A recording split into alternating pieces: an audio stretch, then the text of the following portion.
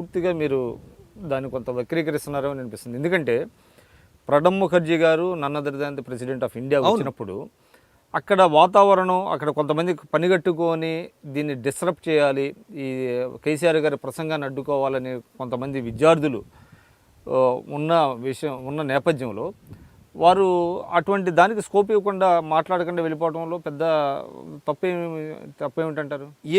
ఎందుకు వచ్చిండ్రు? కొంతమంది పనిగట్టుకొని ఎందుకు చేసినారు? మీరు ముందస్తు అరెస్టులు చేసినారు. అక్కడ ఏదన్నా ఆందోళన జరిగితే నివారించడానికి పోలీసులు మామూలుగా తీసుకోవాల్సిన చర్యల కంటే కొన్ని 100 రెట్లు ఎక్కువ చర్యలు తీసుకున్నారు. ముందు రోజే అరెస్ట్ చేసి పడేసినారు కొంతమందిని. చెప్పులు ఇడిచి ఎవరన్నా సభకు పిలిచి బయట చెప్పులు ఇడిచి లోపలికి రమ్మని పిలుస్తారా? వాటర్ బాటిల్ అలో లేదని చెప్తారా? 3 గంటలు వినాలి. 3 గంటలు జరగాల్సిన కార్యక్రమము సాంస్కృతిక కార్యక్రమాలు అన్నీ కలిపితే 20 నిమిషాల్లో ముగించుకొని పారిపోతావా అక్కడ నుంచి?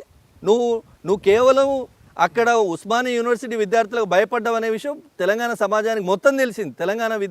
తెలంగాణ కోసం కొట్లాడిన విద్యార్థుల ముందు కనీసం ఉద్యమ నాయకుడిగా చెప్పుకునే కేసీఆర్ ఈ రాష్ట్ర ముఖ్యమంత్రి నోరు కూడా మెదపలేకపోయిందంటే ఈయన చెప్పే మాయ మాటలు నమ్మే స్థితిలో ఈ విద్యార్థి లోకము మేధావి వర్గం లేదు అనే మాట తెలంగాణకు తెలిసిపోయింది. అదొక విషయం. రెండోది, మొదటిసారి ఈ రాష్ట్రానికి శతాబ్ది ఉత్సవాల పేరుతోని ఉస్మానియాకి వచ్చినటువంటి ప్రెసిడెంట్ ముందు ప్రోటోకాల్లో నువ్వు మాట్లాడాల్సింది ఉన్నా మాట్లాడకుండా నువ్వు ప్రెసిడెంట్ను కూడా అవమానం చేసి పంపినావు. దాని గురించి కూడా మనం మాట్లాడాలి కదా. నువ్వు అన్ని చక్కగా చేస్తే నిన్ను అక్కడ ఓకే, కొంతమంది మీరు అన్నది ఏమన్నారు, కొంతమంది ఆడ ప్రోగ్రామ్ని డిస్టర్బ్ చేయడానికి ఉన్నారు, తయారైంది కాబట్టి మాట్లాడకుండా వెళ్ళిపోయిండు. ఆ కొంతమంది డిస్టర్బ్ చేస్తే మిగిలిన మెజారిటీ వర్గం మీ వైపు నిలుస్తుంది కదా. మరి నీ ఏడబోయింది? నీ వాక్చాతుర్యము, మాటల మాంత్రికుడు, తెలంగాణ ప్రజల్ని ఏకమొత్తంగా మాయ చేసి ఓట్లు దండుకొని అధికారంలోకి వచ్చి కూర్చున్నటువంటి వ్యక్తివి ఎక్కడ పోయింది నీ మాటలు అంటున్నా నేను. నీవు ఒక వర్గం గొడవ చేస్తుందని అనుకుందాం. ఒక వర్గం అంటే చాలా కొద్ది మంది, అది కూడా పోలీస్ సెక్యూరిటీ పెట్టిండ్రు, అంత చేసిండ్రు. నీవు మిగతా వర్గం నీ వైపు ఉండాలి కదా. అక్కడ ఉన్న ఎవరు నీ వర్గం కాకపోతే ఆడ ఉన్నోళ్ళు ఎవరు? ఇది చాలా ఇంపార్టెంట్ పాయింట్ విక్రమ్ గారు. శతాబ్ది ఉత్సవాలకు ఆహ్వానించబడిన వ్యక్తులు, ఓయూలో పూర్వం చదువుకున్నటువంటి విద్యార్థులు ఇప్పుడు గొప్ప స్థానాల్లో ఉండి ప్రొఫెసర్లు కానీ, డాక్టర్లు కానీ, ఇంజనీర్లు కానీ, మిగిలిన రాజకీయవేత్తలు కానీ వీళ్ళందరూ కూడా ఉన్నారు. ఎమ్మెల్యేలతో సహా కింద ఉన్నారు. తో పాటు ఇప్పుడు చదువుకుంటున్న విద్యార్థులు, రీసెర్చ్ చేస్తున్నటువంటి పరిశోధక విద్యార్థులు ఉన్నారు. వీళ్ళు ఎవ్వరూ నీ వైపు లేరు అని అంటే తెలంగాణలో మేధావి వర్గానికి నీ అసలు రంగు బయటపడిపోయిందని నువ్వు భయపడినదే నిరూపణ అయిపోయింది. ఇంకా ఇందులో మాట్లాడేది ఏమని చెప్పండి. మీరు ఓయూ గురించి మాట్లాడుతున్నారు. మీరు ఓయూ విద్యార్థిగా ఉన్నారు, మీరు ఐకాసాలో కూడా పనిచేసినట్టున్నారు. కానీ ఓయూ విద్యార్థులు యొక్క రోల్ ఏంటి తెలంగాణ ఉద్యమంలో? ఉస్మానియా యూనివర్సిటీ కేవలం తెలంగాణ ఉద్యమానికే కాదు, అది అనేక ఉద్యమాలకి, సామాజిక ఉద్యమాలకి, రాజకీయ ఉద్యమాలకి పురిటిగడ్డగా ఉంది. తెలంగాణకు కూడా అట్లనే మిగిలిన అన్ని యూనివర్సిటీలకు పెద్దన్నలాగా ఉంటూ తెలంగాణ ఉద్యమ స్థితిగతులు ఎత్తుపల్లాలలో కూడా ఉద్యమాన్ని నిలబెట్టడానికి ఉస్మానియా యూనివర్సిటీ విద్యార్థులుగా నాడు మేము చేసిన త్యాగం ఇంకా అది చరిత్రలో ఉండిపోతుంది. అంతే. దానిలో మీ మీద ఆ రోజుల్లో ఏ రాజకీయ పార్టీల ప్రభావం లేదంటారా విద్యార్థుల మీద?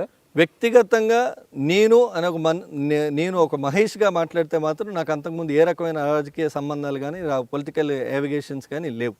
కానీ కొంతమంది వివిధ సంఘాలు, కానీ ఎన్ని సంఘాలు ఉన్నాయి ఇప్పుడు కాంగ్రెస్ పార్టీ 2010 అంటే నేను ఒకటి అడుగుతున్నాండి, అంటే తెలంగాణ ఉద్యమం చల్లారుతుందన్న సమయంలోనే ఉస్మానియా యూనివర్సిటీ విద్యార్థులు దాన్ని కొంత పైకి తీసుకెళ్ళగలిగారు. అయితే ఆ సమయం తర్వాత విద్యార్థుల్లోనే అనేక రాజకీయ వైరుధ్యాలు రావటం, కొంతమంది కొన్ని రాజకీయ పార్టీలు చేరటం అనేటువంటిది జరిగిందనేటువంటిది మనకు తెలిసిన విషయం.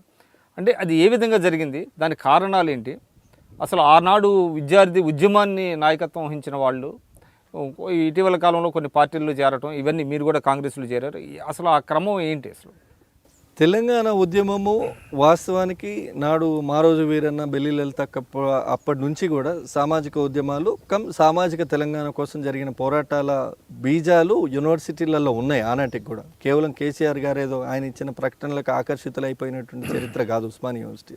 ఉస్మానియా యూనివర్సిటీ కేసీఆర్ కంటే ముందు నుంచే తెలంగాణ కావాలని కొట్లాడుతుంది. ఉస్మానియా యూనివర్సిటీలో ఉన్నటువంటి విద్యార్థి నాయకత్వం నాడు ఇంద్రారెడ్డి గారు కానీ, జైపాల్ రెడ్డి గారు కానీ, ఆ తర్వాత వచ్చిన కోదండరామ్ గారు కానీ, జయశంకర్ గారు కానీ, ఆ తర్వాత వచ్చిన మారోజు వీరన్న, బెల్లి లలిత, ఆ జనరేషన్ కానీ ప్రతి ఒక్కరు కూడా తెలంగాణ కోసం కమిటెడ్గా ఉండి వాళ్ళ ప్రాణాలని తునప్రాయంగా అర్పణ చేసినటువంటి వ్యక్తులు. వాళ్ళ చరిత్ర గొప్పది. సో కేసీఆర్ దాన్ని హైజాక్ చేసి నేను ఇంతకుముందు చెప్పినట్టుగా. అయితే ఉస్మానియా యూనివర్సిటీలో 16 సంఘాలు ఉంటాయి ప్రధానంగా. కొన్ని అన్ని పార్టీలకు అనుబంధ సంఘాలు ఉంటాయి, తో పాటుగా కొన్ని సామాజిక సంఘాలు కూడా ఉంటాయి, కుల మతాల పేరుతో ఉన్నటువంటి సంఘాలు కూడా. సామాజిక స్పృహ కలిగినటువంటి కొందరు వ్యక్తులు ప్రగతిశీల భావాలు కలిగి సామాజిక స్పృహ కలిగి ప్రస్తుత సమకాలిక రాజకీయాల మీద అవగాహన ఉన్నటువంటి కొంతమంది వ్యక్తుల యొక్క సమూహాలు అక్కడ సంఘాలుగా ఉన్నప్పుడు అందరూ కలిసి తెలంగాణ కోసం తీర్మానం చేసిండ్రు. సిపిఐ ప్రో ఉంది కాబట్టి ఏఎస్ఎఫ్ కలిసి వచ్చింది, కాంగ్రెస్ ప్రో ఉంది కాబట్టి ఎన్ఐసిఐ కలిసి వచ్చింది, టీడీపీ కూడా లేఖ ఇచ్చిందన్న పేరుతో టీఎన్ఎస్ఎఫ్ కూడా కలిసి వచ్చింది. సరే తర్వాత వాళ్ళు మాట మార్చారు, బీజేపీ కూడా ప్రో స్టాండ్, ఒక ఓటు 2 రాష్ట్రాలని తీర్మానం చేసి 2000 సంవత్సరంలో 3 రాష్ట్రాలు ఇచ్చి తెలంగాణ ఇయ్యక ఈ గతి తీసుకొచ్చిన బీజేపీ అనుబంధ సంస్థ కూడా దానిలో కలిసి వచ్చింది. తర్వాత వాళ్ళు విభేదించారు, ఐకాస్తో విభేదించారు. అన్ని సంఘాలు కలిపి యూనిటీగా ఫైట్ చేద్దామని ఒక ఆలోచనకైతే వచ్చిన తర్వాత ఈ యూనిటీని చెడగొట్టిన క్రెడిట్ మాత్రం 100% కేసీఆర్ గారికే దక్కుతుంది. అందరినీ కూడా తెలంగాణ విద్యార్థి గర్జన పెట్టినాం. సంక్రాంతికి ముందు జరిగింది, బాగా గుర్తుంటే సంక్రాంతికి ముందుకు జరిగింది. నేను దానికి నా ఫోన్ నెంబరు కాల్ దీన్ని ఏమంటారు, హెల్ప్ లైన్ నెంబర్ కింద అనౌన్స్ చేసినారు నాకు తెలియకుండానే. దానికి సెక్యూరిటీ ఇన్ఛార్జిగా నేను ఉంటాను. అంటే వచ్చే వాళ్ళకి జరిగే ఇబ్బందులు కానీ, ఎక్కడైనా అరెస్టులు చేస్తే విడిపించడం కానీ, అక్కడ ఉన్న ఐజీ ఇక్బాల్ గారు, ఐజీ శ్రీనివాస్ రెడ్డి గారు, ఇప్పుడు ఈస్ట్ జోన్ డీసీపీగా ఉన్నట్టున్నారు, సుమతి గారు డీసీపీగా, సిటీలోనే డీసీపీగా చేస్తున్నారు సుమతి గారు. సో వీళ్ళందరితోని కోఆర్డినేట్ చేస్తూ ఆ రోజు ఆర్గనైజ్ చేసినాం. ఆ తర్వాత సంక్రాంతి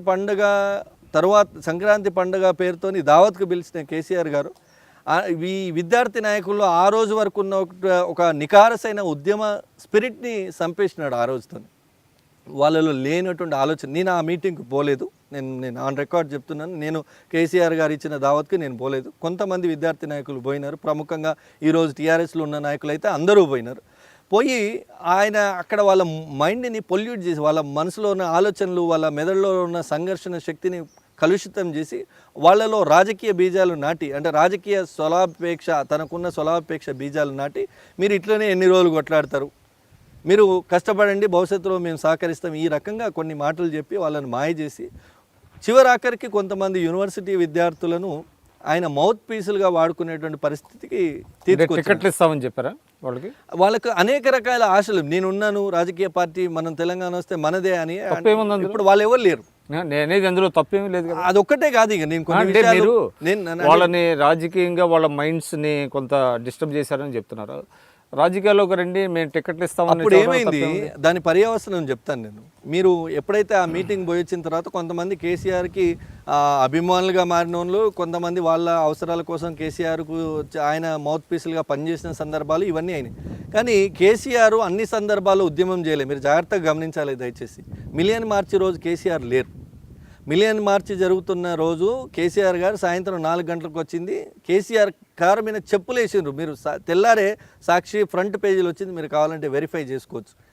తర్వాత సాగరహారం రోజు కేసీఆర్ లేరు. అంటే కేసీఆర్ గారు ఎక్కడైతే ఆయనకు క్రెడిట్, రాజకీయంగా మైలేజ్ వస్తుందో అక్కడ మాత్రమే ప్రత్యక్షమయ్యేవాడు. మిగిలిన టైంలో వ్యూహాత్మక మౌనం పేరు ఇది ఎక్కడ వినలేదు. ఉద్యమాలంటే నిలబడి కొట్లాడడం ఉంటుంది, అవతల వాళ్ళ మీద పైచేయి సాధించే వరకు ఏదో ఒక రకమైన స్ట్రగుల్ ఉంటూనే ఉంటుంది, కంటిన్యూటీ ఉంటుంది.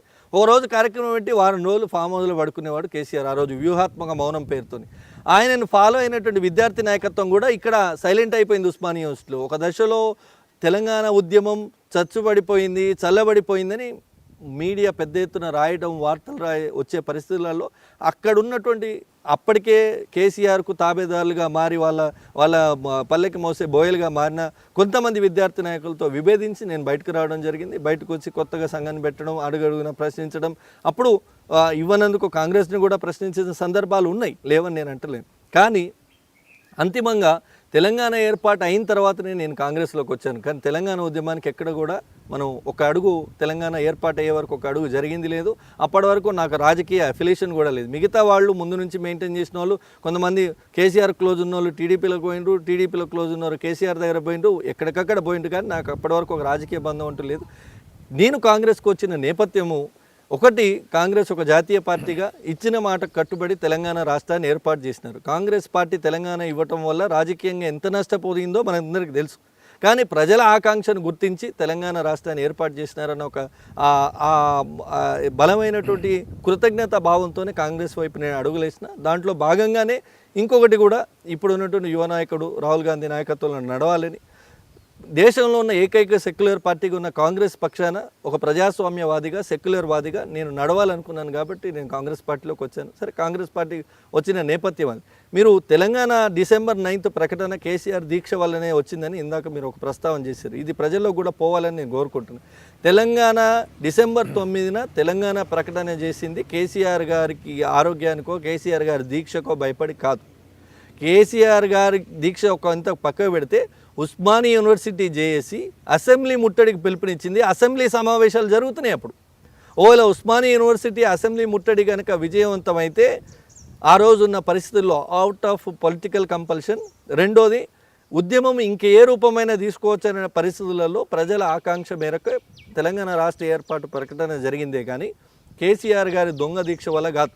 కేసీఆర్ గారు నిమ్స్లో ఉండి ఎన్ని ఫ్లూయిడ్స్ తీసుకున్నాడు, అది ఒక మనిషి మామూలుగా నడిచే మనిషి తీసుకునే ఆహారంతో ఎంత మేరకు సమానం అనే వివరాలు ఉన్నాయి. వాటి జోలికి అంటే వాటిలో లోతుగా చర్చకు నేను బోదలుచుకోలేదు. కానీ కేసీఆర్ దీక్షకు కేంద్రం దిగి వచ్చింది అనేది వాళ్ళు సృష్టించుకున్నారు. ఇప్పుడు మీరు ఆశ్చర్యపోతారు, ఇప్పుడు తెలంగాణ ఆవర్తన దినోత్సవాలు వస్తే లేదంటే December 9 ప్రకటన దినోత్సవం వస్తే ఎక్కడ కూడా ఉస్మానియా యూనివర్సిటీ విద్యార్థుల ప్రస్తావన ఉండదు. నాకు బాధ అనిపిస్తుంది. ఎక్కడ కూడా జయశంకర్ సార్ ప్రస్తావన ఉండదు. నాకు అది కూడా బాధ అనిపిస్తుంది.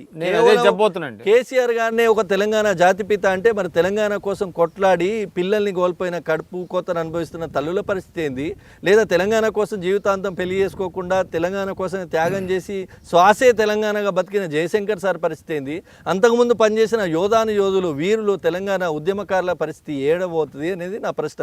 ఇది తెలంగాణ సమాజం ఇప్పటికి సగం అర్థమైంది, ఇంకా పూర్తిగా ఈ 2 నెలల్లో అర్థమవుతుందని నేను ఆశిస్తా ఉన్నాను. మీరు చూస్తున్నారు ఐ డ్రీమ్ న్యూస్ని. మీరు చూస్తున్నది ఐ డ్రీమ్ న్యూస్. అంటే కళలని నిజం చేస్తూ ప్రజలకి నిజాలని కళల ద్వారా తీసుకొచ్చే ఐ డ్రీమ్కి మై బెస్ట్ విషెస్. మీరు చూస్తున్నది ఐ డ్రీమ్ న్యూస్. మీరు చూస్తున్నారు I dream channel. For more videos, please subscribe I Dream. మరిన్ని వీడియోల కోసం ఐ డ్రీమ్ని సబ్స్క్రైబ్ చేయండి. Please subscribe I Dream. And I'm very much satisfied with the way interview went on. Kindly subscribe to I Dream. For more videos, subscribe to iDream. And loads of fun entertainment and content. Do watch I Dream.